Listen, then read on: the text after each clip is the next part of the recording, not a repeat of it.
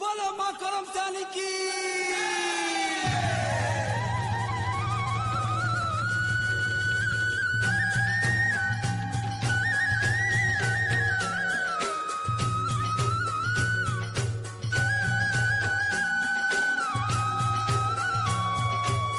सुनो सुनो सर्वजन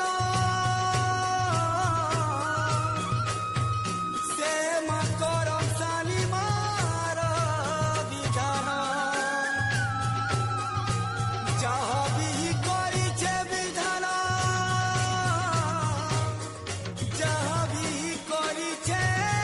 धियान एक छुटे डालो हनी ऊपर उतल के आनी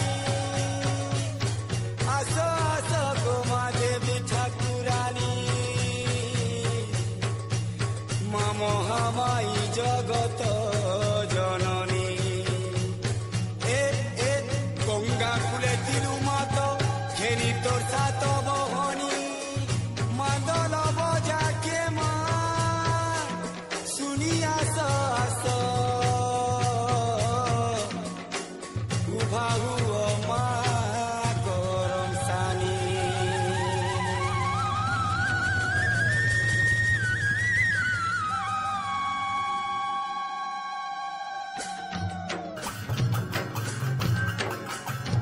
जुआ के जुआ जुगुनी माँ मुगा के जुआ जुगुनी माँ कुल्था के जुआ जुगुनी माँ थाना के जुआ जुगुनी माँ उदलू उदलू मुसा मोर गजा के नास कले पाय फुटा गया फसा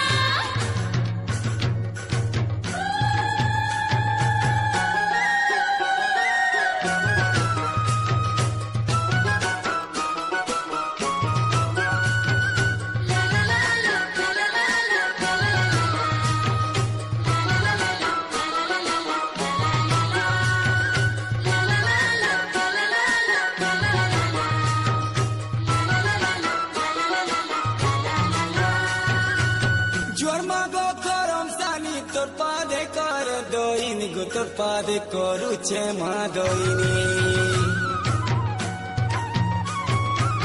ज्वरमा गो करमचानी तोर पादे कर दोइनी गो तोर पादे करू छे माँ दोइनी ज्वरमा गो करमचानी तोर पादे कर दोइनी गो तोर पादे करू छे माँ दोइनी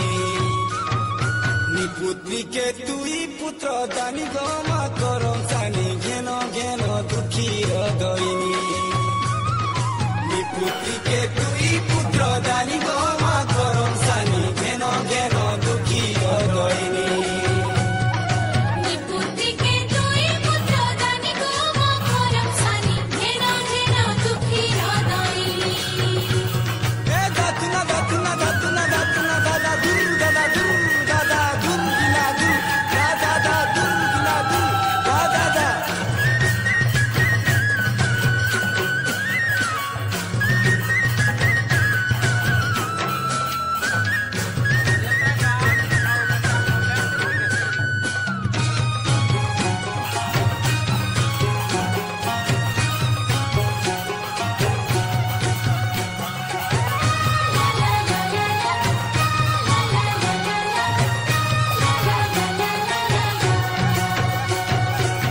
गाजा कर सबे ढोले गो गाजा कर सबे ढोले गुटेसरे मादल बजे माँ गुटेसरे मादल बजे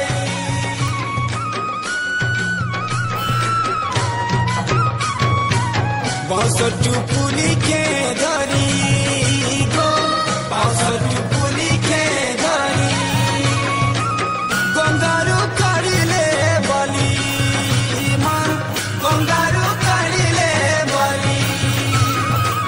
तोर पूजा विधि करी नए टाणु आले बड़ी तोर पूजा विधि करी नए टाणु आले बड़ी भक्ति से तोर गुण गुणी गो माँ करमचानी घेन হরিণী বিভূতিকে তুই পুত্র দানি গো মা জল কামিনী ঘেন ঘেন